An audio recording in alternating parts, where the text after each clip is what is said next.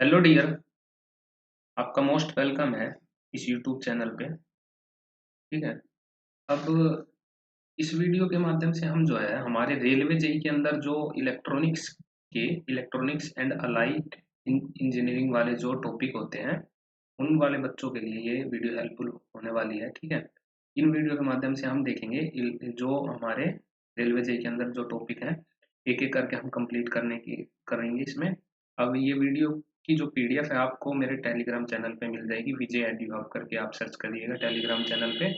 ठीक है। आपको ये वीडियो का पीडीएफ मैं वहाँ पे प्रोवाइड करवा दूंगा। ठीक है। अब देखिए इसके अंदर हम conductor, semiconductor, insulator and magnetic material को पढ़ने वाले हैं। अब इन वीडियो के अंदर देखिए ये चीज हम पढ़ने वाले हैं ना, यहाँ तक का टॉपिक हम इस वीडियो में जो है कंप्लीट करने की कोशिश करेंगे। तो इस वीडियो के आप बने रहिएगा इस वीडियो में। तो सबसे पहले हम देखते हैं कंडक्टिंग मटेरियल। कंडक्टिंग मटेरियल वे मटेरियल होते हैं जो इलेक्ट्रिसिटी को अलाउ करते हैं अपने अंदर से पास होने के लिए। अब इसके नाम से ही आपको पता चल रहा होगा कंडक्टिंग मटेरियल। कंडक्टिंग मटेरियल से आप ये समझ सकते हैं कि कुछ कंडक्ट कर रहा है ये। ठीक है। अब इसके वैलेंस इलेक्ट्रॉन में जो कंडक्टिंग जितने भी कंडक्टिंग मटेरियल होते हैं उनके जो valence electron means outer most electron जो होते हैं ऑर्बिट के वो। ठीक है। उसके वैल्यू अगर 4 से कम है, ठीक है, 4 से अगर कम है ना तो वो हमारा कंडक्टिंग मटेरियल के अंदर आएंगे। ठीक है। और कंडक्टिंग मटेरियल की एक प्रॉपर्टी ये याद रखनी है आपको कि जो कंडक्टिंग मटेरियल है उनका रेजिस्टेंस बहुत ही ज़्यादा लो होता है। रेजिस्टेंस लो का मतलब, अब कोई भी चीज़ है जिसका रेजिस्टेंस लो है मतलब वो किसी भी चीज़ को जो कि इलेक्ट्रिसिटी को कंडक्ट ज़्यादा करेगी। आपने देखा होगा ना कि जितना, अगर मान लो आपने 10 ओम का रेजिस्टेंस लिया और उसमें से करंट पास कराया तो करंट ज़्यादा जल्दी पास करेगा। ठीक है। एलईडी लगा दी मान लो आपने तो वो एलईडी हाई ग्लो करेगी। ठीक है। और मान लो कोई आपने जैसे 1K का रेजिस्टेंस लिया, ठीक है, फिर उसमें से करंट पास कराने की कोशिश करी तो इसके मुकाबले में वो लो करंट पास होगा। लो करंट पास होगा तो एलईडी जो है हमारी कम ग्लो करेगी। तो ये इसका मतलब ये होगा। ठीक है। रेजिस्टेंस लो हाई का। ठीक है। अब यहाँ पर देखिए आप जो इसके एग्जाम्पल हैं वो आपको यहाँ पर थोड़े याद रखने हैं। जैसे को ये जो मतलब जो कॉमन है वो तो आप छोड़िए, कॉपर और एल्यूमिनियम। जो आपको लगे जैसे ब्रास हो गया, ठीक है, ब्रास कंडक्टिंग मटेरियल। गोल्ड तो सबसे ज्यादा हो गया कंडक्टिंग, प्लेटिनम हो गया, टंगस्टन, ब्रोंज भी देखिए कंडक्टिंग मटेरियल में आता है। ठीक है। ये ऐसे आपको याद रख लेने हैं। फिर इंसुलेटिंग मटेरियल की हम बात करते हैं। जो इंसुलेटिंग मटेरियल होते हैं, तब इंसुलेटिंग मटेरियल जो मटेरियल अगर बैलेंस इलेक्ट्रॉन में किसी मटेरियल के 4 से ज़्यादा इलेक्ट्रॉन है, जो आउटर मोस्ट ऑर्बिट होता है उसमें 4 से ज़्यादा इलेक्ट्रॉन है मतलब कि वो इंसुलेटर है। ठीक है। इंसुलेटर है तो इसका रेजिस्टेंस जो है बहुत ज़्यादा हाई हो जाएगा। रेजिस्टेंस हाई हो जाएगा। ठीक है। High electrical resistance, high resistance होने के कारण से क्या होगा, इलेक्ट्रिसिटी को अपने में से अलाउ नहीं करेगा पास होने। ठीक है। तो माइका, सिरेमिक और ग्लास एक्सेट्रा इसके एग्जाम्पल होते हैं। अब इन चीज़ों का जो जैसे माइका है, सिरेमिक है, इनका यूज़ हम कैपेसिटर बनाने में यूज करते हैं। कैपेसिटर के बीच में जो लेयर के बीच में जो इंसुलेटर होता है ना वो यही होता है, माइका सिरेमिक का। ठीक है। अब यहाँ पे इनको याद रखने के लिए देखिए आप ये डायरेक्ट पूछ सकते हैं किस ग्रुप के मटेरियल को हम सेमीकंडक्टर जो कंडक्टर इंसुलेटर बोलेंगे। जैसे हमारे ग्रुप होता है ना, ग्रुप 13 हो गया, 14 हो गया, 15 हो गया। ठीक है। अब इसमें देखिए जो इसके आउटर मोस्ट ऑर्बिट में जो इलेक्ट्रॉन होते हैं ना वो 3 होते हैं वैलेंस इलेक्ट्रॉन, इसमें 4 होते हैं और इसमें 5 होते हैं। ठीक है। अब ये 4 से कम है मतलब कंडक्टर, 4 के बराबर है सेमीकंडक्टर, और ये 4 से ज्यादा है तो इंसुलेटर हो गया। ठीक है। अब देखिए सेमीकंडक्टर जो होता है ना उसमें इलेक्ट्रॉन 4 के बराबर होते हैं, बैलेंस इलेक्ट्रॉन जो होता है हमारे वो 4 के इक्वल होता है। तो सेमीकंडक्टर जो है दोनों के बीच में लाई करता है। तो रेजिस्टिविटी है सेमीकंडक्टर की, electrical resistivity between the conducting and insulating material. जो इसकी कंडक्टिविटी होती है ना दोनों के बीच में होती है। ठीक है। अब यहाँ पे देखिए जो इसके एग्जांपल है, सिलिकॉन हो गया।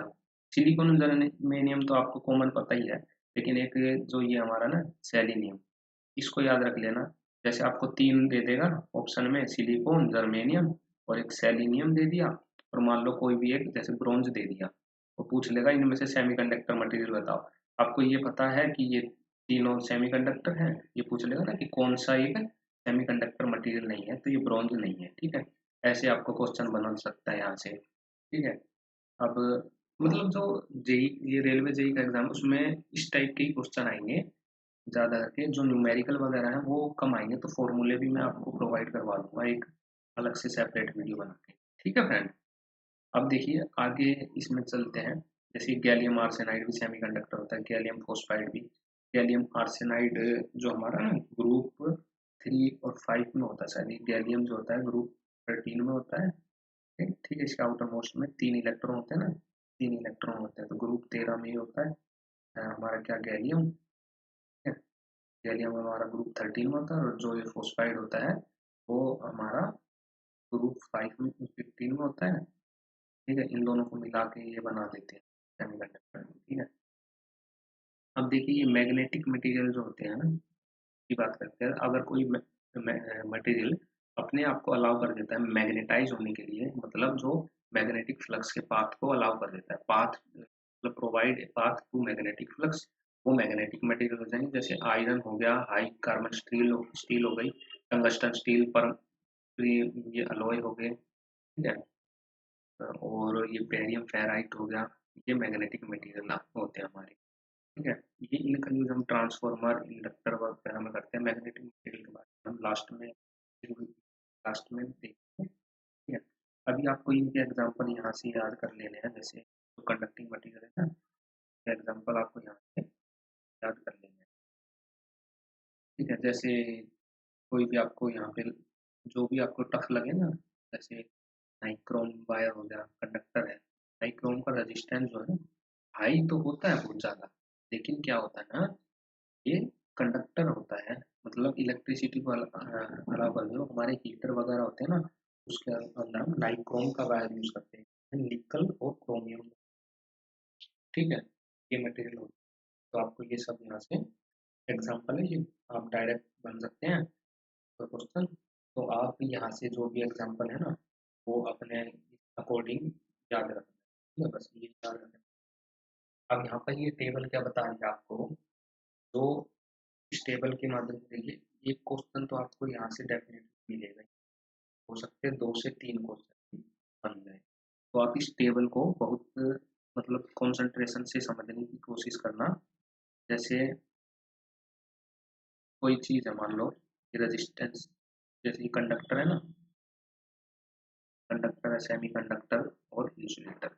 इसके अंदर क्या होता है ना, जो रेजिस्टेंस है वो देखिए डायरेक्ट पूछ सकते हैं कि लो, मतलब जो कंडक्टर उसका रेजिस्टेंस क्या होता है, हाई होता है, लो होता है, मीडियम होता है, जीरो होता है। तो ये आपको जीरो, वैसे तो जीरो बोल सकते हैं हम, लो रेजिस्टेंस, जीरो लो, ये देखिए मीडियम हो गया, हाई हो गया, ठीक है। अब यहाँ पर देखिए कंडक्टिविटी, कंडक्टिविटी है ना, रेजिस्टिविटी की इनवर्सली प्रोपोर्शनल होती है कंडक्टिविटी, ठीक है। सिग्मा से हम कंडक्टिविटी को डिनोट करते हैं।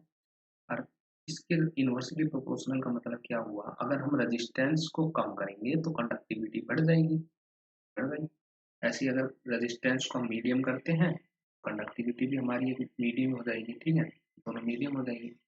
और इंसुलेटर, इंसुलेटर में जब हम, इंसुलेटर में रेजिस्टेंस हाई होता है, तो इसकी कंडक्टिविटी कम हो जाएगी, कंडक्टिविटी घट जाएगी। अब जो करंट है, करंट कोफिशिएंट रेजिस्टेंस, इसका मतलब क्या होता है कि कोई मटेरियल, ठीक है, अपने अंदर से कितना करंट को अलाउ कर रहा है, बस ये होता है करंट कोफिशिएंट रेजिस्टेंस, ठीक है। अगर मान लो कंडक्टर है, तो कंडक्टर में रेजिस्टेंस कम होगा, रेजिस्टेंस कम होगा, तो एक तरीके से ये भी इन्वर्सली प्रोपोर्शनल, करंट कोफिशिएंट जो हमारा आई, वो रेजिस्टेंस के इन्वर्सली प्रोपोर्शनल होता है, मतलब रेजिस्टेंस को कम करेंगे तो ये बढ़ जाएगा, ठीक है। ऐसे ही इसमें आपको याद रखना। फिर होता है, पूछते हैं हमसे टेम्परेचर कोफिशिएंट रेजिस्टेंस क्या है, ठीक है। और जो कंडक्टर होता है वो हमारा पीटीसी टाइप का होता है। ये डायरेक्ट ऑप्शन आपको मिल रहे, ऑप्शन में ये मिलेंगे कि जो कंडक्टर हमारा कैसा टेम्परेचर कोफिशिएंट होता है, पीटीसी होता है, एनटीसी होता है, फाइनाइट, इनफाइनाइट, ऐसे कुछ ऑप्शन में दे देंगे, ठीक है। तो आपको पीटीसी लगाना उसमें। पीटीसी का मतलब होगा positive temperature coefficient. Positive temperature coefficient मतलब जब हम टेम्परेचर बढ़ाएंगे ना किसी भी कंडक्टर का, तो उसका रेजिस्टेंस भी साथ में बढ़ जाएगा। साथ में बढ़ जाएगा मतलब रेजिस्टेंस जो है टेम्परेचर के डायरेक्टली प्रोपोर्शनल है। डायरेक्टली प्रोपोर्शनल है, इसलिए ही ये पीटीसी टाइप का है। पीटीसी टाइप का हो जाएगा, ठीक है फ्रेंड। अब ये पीटीसी टाइप का हो जाएगा, ठीक है। अब पीटीसी में ये देखिए, पीटीसी हो जाएगा। अब देखिए इसमें देखिए एनटीसी में क्या होगा। पीटीसी में जब हम देखिए कि इसका रीजन क्या है पीटीसी टाइप होने का, मतलब कि रेजिस्टेंस बढ़ क्यों रहा है। अब मान लो कोई कंडक्टर है, उसके मॉलिक्यूल है, ठीक है, जिसको हम नीचे से हीट कर रहे हैं, ठीक है, हीट कर रहे हैं ना।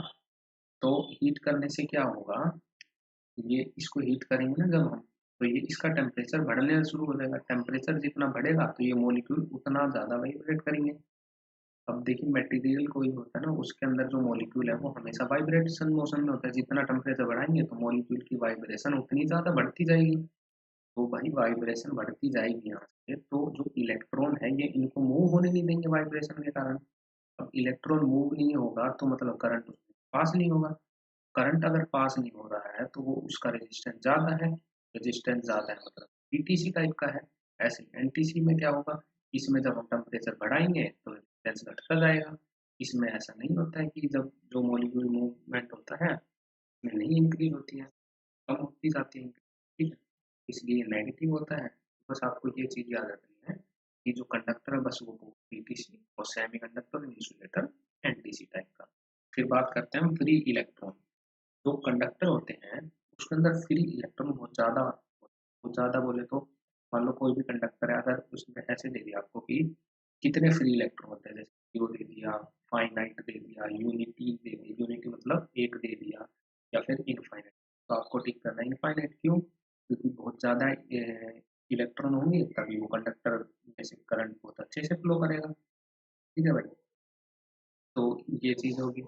अब सेमीकंडक्टर के अंदर क्या होता है, कोई सेमीकंडक्टर में जो है फ्री इलेक्ट्रॉन है वो एक मीडियम रेंज में होंगे, ना तो ज़्यादा होंगे ना कम होंगे, ठीक है। इसलिए वो सेमीकंडक्टर बोल देते हैं। अब सेमीकंडक्टर में हम डोपिंग करते हैं, डोपिंग करते हैं जिससे कि उसकी कंडक्टिविटी बढ़ जाए। डोपिंग करते हैं, डोपिंग करने से अब सेमीकंडक्टर दो टाइप के होते हैं, इंट्रिंसिक और एक एक्सट्रिंसिक। मतलब सेमीकंडक्टर के ना वो नहीं, वैसे 3 टाइप के होते हैं, अलग-अलग होते हैं। वो मैं आपको सेमीकंडक्टर वाले में ही बताऊँगा, जहाँ पे आप मिक्स कन्फ्यूज़न। तो ये जो मीडियम वाला हो गया, फिर लो वाला हो गया। मतलब जो फ्री इलेक्ट्रॉन है, इंसुलेटर में जो, मतलब देखिए यहाँ से आप क्या समझिए, जो हमारा करंट होता है ना, वो फ्री इलेक्ट्रॉन के कारण से ही करंट फ्लो होता है किसी भी सर्किट में या किसी भी मटेरियल में, फ्री इलेक्ट्रॉन के कारण से फ्लो करता है। अब फ्री इलेक्ट्रॉन के कारण से जो फ्लो करता है, अब जो इंसुलेटर है इसमें फ्री इलेक्ट्रॉन तो होंगे ही नहीं, मतलब बहुत कम होंगे, इसमें करंट कम चलेगा, ठीक है, कंडक्टिविटी कम होगी, रजिस्टिविटी ज़्यादा होगी। ये आप एक कोई भी एक पॉइंट को याद रख के आप ये सारी निकाल सकते हैं पहले। बाकी डायरेक्ट याद रखना चाहें तो वो चलता है, ठीक है। पर अब बैंड गैप की बात करते हैं। बैंड गैप क्या होता है, जो हमारा कंडक्शन बैंड है, ठीक है, 2 बैंड होते हैं, कंडक्शन बैंड और वैलेंस बैंड, ये एनर्जी बैंड्स होते हैं, ठीक है। अब कंडक्शन बैंड के बीच में जो गैप होता है वो ये डिसाइड करता है कि हमारा मटेरियल किस टाइप का है। कंडक्शन बैंड और वैलेंस बैंड के बीच में गैप, तो जो मटेरियल के बीच में अगर जीरो इलेक्ट्रॉन वोल्ट, ये इलेक्ट्रॉन वोल्ट यूनिट होती है energy band gap, energy gap energy, ठीक है। अब जैसे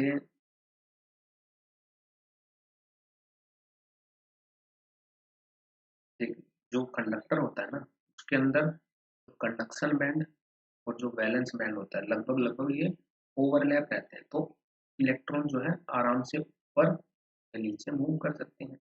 तो इसमें इलेक्ट्रॉन का मूवमेंट बहुत ज़्यादा आसानी से हो जाएगा। मोबिलिटी जो है इलेक्ट्रॉन्स की बहुत ज़्यादा कम हो जाएगी, और सॉरी मोबिलिटी जो है बहुत ज़्यादा अच्छी रहेगी, मतलब आसानी से मूव कर सकते हैं इलेक्ट्रॉन। मतलब कि गुड कंडक्टर है, करंट को आसानी से फ्लो करवा देगा।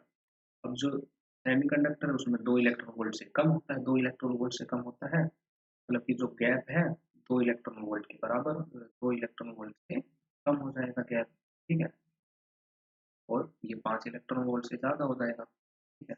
अब जो बॉन्डिंग की बात करते हैं, बॉन्डिंग बोले तो अब जो इसके एटम के भीतर जो बॉन्डिंग होती है कंडक्टर की, वो कैसी होती है? Metallic bonding. डायरेक्ट क्वेश्चन बन सकता है यहाँ से कि पूछ लेंगे, मान लो कि कंडक्टर है, उसके अंदर कैसी बॉन्डिंग होती है, ठीक है, कैसी बॉन्डिंग होती है डायरेक्ट पूछ लेंगे, तो ऑप्शन दे देंगे आपको कि एक metallic bonding, covalent bonding, ionic bonding, या फिर नल, ठीक है। अब इसमें से आपको मेटेलिक बॉन्डिंग लगाना है। कोवलेंट बॉन्डिंग, इस सेमीकंडक्टर में कोवलेंट बॉन्डिंग में क्या होता है, जो इलेक्ट्रॉन के जो शेयरिंग से, जो आउटर मोस्ट इलेक्ट्रॉन होते हैं ना, उसकी शेयरिंग से बना होगा, मतलब कुछ तो ये शेयर कर देगा, बोलेगा जैसे मान लो इसके पास एक पॉजिटिव, इसके पास एक नेगेटिव है, पॉजिटिव का मतलब इसको इलेक्ट्रॉन चाहिए, नेगेटिव का मतलब इसके पास एक एक्स्ट्रा है, ये बोले अब इन दोनों को बॉन्डिंग बनानी है, मतलब जैसे सोडियम और कैल्शियम, क्लोरीन होता है, ठीक है, ये सोडियम और कैल्शियम होता है, NaCl, सोडियम जैसे NaCl, इसके आउटर मोस्ट में इसको एक चाहिए, इसको ट्रांसफर करना है, ठीक है, Na पॉजिटिव होता है, Cl नेगेटिव होता है। अब मान लो किसी एक को चाहिए, तो ये बोलेगा कि भाई ट्रांसफर करवा देगा, ये बस इस पे यहाँ पे याद रखना आपको, तो है इलेक्ट्रॉन की शेयरिंग से जो है कोवलेंट बॉन्ड बनता है, sharing of electron, sharing of electron, covalent bond. और आयनिक बॉन्ड जो होता है वो हमारा इससे बनता है, आयनिक बॉन्ड बनता है, डायरेक्ट ट्रांसफर हो जाता है इलेक्ट्रॉन, ठीक है। ये सारी फिजिक्स के अंदर है टर्म, ठीक है, ये डायरेक्ट क्वेश्चन फिजिक्स में। अब बात करते हैं एटॉमिक स्ट्रक्चर, जो हमारा एटॉमिक स्ट्रक्चर जो होता है उसकी बात करते हैं। अच्छा, बात करते हैं एटॉमिक स्ट्रक्चर की। एटॉमिक स्ट्रक्चर जो है कैसा होता है, जो एटॉमिक स्ट्रक्चर हमारा बोर ने दिया था, तो बोर एटॉमिक थ्योरी, ठीक है। अब देखिए जो एटम होता है, कोई भी एटम का स्ट्रक्चर है, उसका जो न्यूक्लियस होता है, न्यूक्लियस के अंदर प्रोटॉन और न्यूट्रॉन दोनों होते हैं, ठीक है, प्रोटॉन प्लस में न्यूट्रॉन दोनों होते हैं। यहाँ से ये क्वेश्चन बन सकता है कि न्यूक्लियस में क्या चीज होती है हमारी, प्रोटॉन होता है, न्यूट्रॉन होता है, या प्रोटॉन इलेक्ट्रॉन, ऐसे क्वेश्चन बन सकता है, ठीक है। अब जो एटॉमिक वेट होता है वो हमारा किस पे डिपेंड करता है, प्रोटॉन और न्यूट्रॉन के सम से। अब जो प्रोटॉन और न्यूट्रॉन न्यूक्लियस में प्रेजेंट है, इन दोनों का जो सम है उससे हम वेट पता लगेगा। और एटॉमिक नंबर जो होता है, नंबर ऑफ प्रोटॉन के बराबर होता है, और जो प्रोटॉन की संख्या किसी भी एटम में वो बराबर होती है इलेक्ट्रॉन के। हम कह सकते हैं कि जो एटॉमिक नंबर है वो हम नंबर ऑफ इलेक्ट्रॉन भी बोल सकते हैं, ठीक है। एक इलेक्ट्रॉन वोल्ट की जो वैल्यू होती है वो कितनी होती है, आप कमेंट सेक्शन में कमेंट कर दीजिएगा, ठीक है, वो आप मेरे को बताना है कितनी होती है, ये भी क्वेश्चन बन सकता है। अब पूछते हैं, देखिए जैसे अरेंजमेंट, जो इलेक्ट्रॉन की अरेंजमेंट है वो कैसे होती है, जैसे हमारे पास ना सेल होते हैं उसके अंदर, जैसे K L M N, ठीक है, ये सेल होते हैं ना KLMN, ठीक है। इसके अंदर जो ये फॉर्मूला होता है 2 में n स्क्वायर, ठीक है। अब जो n है, a के लिए हम 1 लेंगे, इसके लिए 2 लेंगे, 3 4 ऐसे बढ़ता चलेगा, जहाँ तक भी ले जाना चाहें, ठीक है, बढ़ता जाएगा ये। तो बस ये यहाँ से आपको इतना ही करना है, ये चीज़ आपको इलेक्ट्रॉनिक कॉन्फ़िगरेशन वाले चैप्टर में मिल जाएगी केमिस्ट्री में, ठीक है, वहाँ से आप पढ़ लीजिएगा। ये चीज़ें तो आप पढ़ ही रखे होंगे, जैसे ये 8 इलेक्ट्रॉन होते हैं, ठीक है, ये 18। अब यहाँ पे ये देखिए आप, ये चीज़ तो आप पढ़ ही चुके हैं ना सारी, एटॉमिक वेट, मास, ठीक है। अब तो मैं तो ऐसा- ये चीज़ मैं आपको पढ़ा चुका हूँ। नेक्स्ट पे आते हैं इलेक्ट्रॉन की एनर्जी। इलेक्ट्रॉन की एनर्जी पे बात करते हैं हम। जो इलेक्ट्रॉन होते हैं उसके पास दो टाइप की एनर्जी होती है। एक काइनेटिक एनर्जी होती है मोशन के लिए, जब इलेक्ट्रॉन मोशन कर रहा है, मोशन में है तो वो काइनेटिक एनर्जी के पास, और पोटेंशियल एनर्जी मतलब उसके पास कोई सर्टेन लेवल है, ठीक है। Potential energy due to positive charge on the nucleus, इसके पास जो पॉजिटिव चार्ज है, ठीक है, वजह से जो है पोटेंशियल एनर्जी, और पी से हो गया पॉजिटिव चार्ज की वजह से, और काइनेटिक एनर्जी होगी ड्यू टू मोशन, मोशन की वजह से होगी, ठीक है। अब देखिए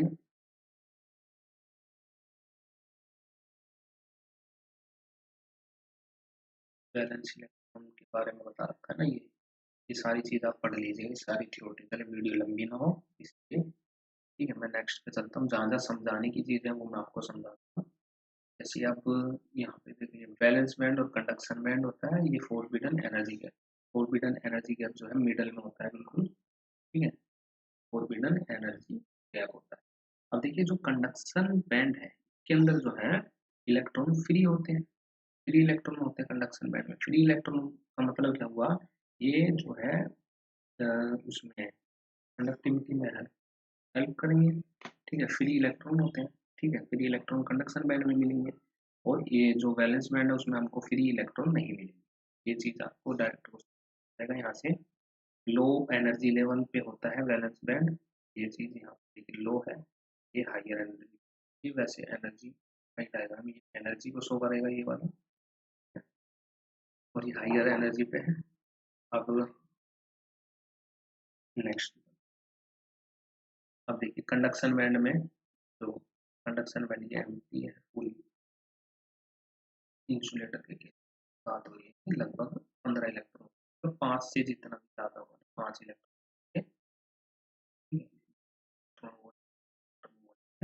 कम, लगभग लगभग 1 इलेक्ट्रॉन वोल्ट 2 इलेक्ट्रॉन वोल्ट से कम का इंसुलेटर में ओवरलैप हो जाएगा, ठीक है। अब यहाँ पे आप एक चीज, यहाँ पे मैं आपको समझाना चाहता हूँ, देखिए हमारा जो सेमीकंडक्टर मटेरियल होता है ना, वो जैसे कोई सेमीकंडक्टर मटेरियल, ठीक है, इसके अंदर ये टाइप देखिए, ठीक है? जैसे एक ये होता है डायरेक्ट इनडायरेक्ट टाइप का, ठीक है, इंट्रिंसिक और एक्सट्रिंसिक टाइप का, और एक होता है एलिमेंट टाइप का। एलिमेंट में तो डायरेक्ट हमारे सिलिकॉन, जर्मेनियम, सेलेनियम वगैरह हो गए, ठीक है, और इंस्ट्रिंसिक होता है प्योर सेमीकंडक्टर, और एक्सट्रिंसिक में डोपिंग की हुई होती है, इसके अंदर एन टाइप होते हैं, पी टाइप के होते हैं, ठीक है। ये चीज़ सारी हम पढ़ेंगे सेमीकंडक्टर के अलग लेक्चर में। डायरेक्ट वाले में इसमें डायरेक्ट इनडायरेक्ट में आप ध्यान रखिएगा, जो डायरेक्ट सेमीकंडक्टर होते हैं ना, मान लो ये कोवलेंट बॉन्ड है, ये वैलेंस बैंड बॉन्ड है, बैंड सॉरी वैलेंस बैंड है। अब जो डायरेक्ट वाला है, देखिए जो ये डायरेक्ट, जो डायरेक्ट वाला है ना सेमीकंडक्टर, इसमें क्या होगा, जब ये इलेक्ट्रॉन इसमें डायरेक्ट यहाँ से कंडक्शन बैंड से नीचे आएगा, डायरेक्ट नीचे आएगा तो जो है ये लाइट एमिट करेगा, ठीक है, जो एलईडी वगैरह होते हैं इसमें ही होता है, ठीक है। ऐसे ही जो हमारा इनडायरेक्ट वाला है, ठीक है, इसके अंदर जो कंडक्शन बैंड है और जो वैलेंस बैंड है, ठीक है, इसके अंदर पहले कंडक्शन बैंड में यहाँ से यहाँ आएगा, फिर यहाँ से नीचे आएगा, ठीक है, तो ये इनडायरेक्ट वाला होता है, इसके अंदर हीट एमिट होती है, हीट, ठीक है। बस आपको यहाँ पर ये चीज याद रखनी। फिर हम नेक्स्ट पे चलते हैं, देखिए इंसुलेटर की जो जो भी आपको ये इसमें वो जो मैंने आपको बताया ना, वही सारी चीजें यहाँ पर लिखी हुई है, बस आप यहाँ से पढ़ लीजिएगा। देखिए एनर्जी गैप का हो गया आएगा इस सिलिकॉन के केस में, ये बताइए किसके केस में, जर्मेनियम के केस में 0 केल्विन पर हो गया, 0 केल्विन और एक 300 केल्विन पे आपको बस ध्यान रखना है, ठीक है। तो अच्छा ये मैंने आपको बताया, नेक्स्ट आपको बताई थी ना यहाँ पर, चलो आपको ये चीज़ मैं बता देता हूँ ताकि यहाँ पर देखिए आप जो आप एक काम कीजिए, यहाँ पर एक टेबल बना लीजिए, इसकी टेबल बना लीजिए। ऐसे करके आप एक टेबल बना लिए, ठीक है। फिर जर्मेनियम एंड सिलिकॉन 0 केल्विन और 300 केल्विन, ठीक है। अब जो 0 केल्विन है इसमें जर्मेनियम का होता है 0.785 इलेक्ट्रॉन वोल्ट और सिलिकॉन के इसमें 1.21 इलेक्ट्रॉन वोल्ट। और 300 के केस में इसमें क्या होगा, इससे कम होगी। जब हम टेम्परेचर बढ़ाएंगे तो जो इलेक्ट्रॉन वोल्ट है, ठीक है, गैप है जो कंडक्टिविटी है वो इसकी कम हो जाएगी, तो 0.72 इलेक्ट्रॉन वोल्ट। इसकी भी कम हो जाएगी, कितनी हो जाएगी, ये एक तरीके से इसका क्या करना है आपको, स्क्वायर कर देना है, ठीक है। रूट कर देंगे तो 1.1, ठीक है। तो ऐसे याद रख सकते हैं, ये चीज हो गई। अब आप देखिए मैग्नेटिक मटेरियल के बारे में हम देखते हैं। ये तो मैग्नेटिक मटेरियल की मैं वीडियो नेक्स्ट में बना दूंगा एक, तो आप उस वीडियो से आप इसको देख लेना, ठीक है। तो आज के हम यहीं पे फिनिश करते हैं, नेक्स्ट वीडियो मैं बना दूंगा इसकी, तो आप उसमें से इसको कंटिन्यू कर लेना ज़्यादा लंबा। Thank you.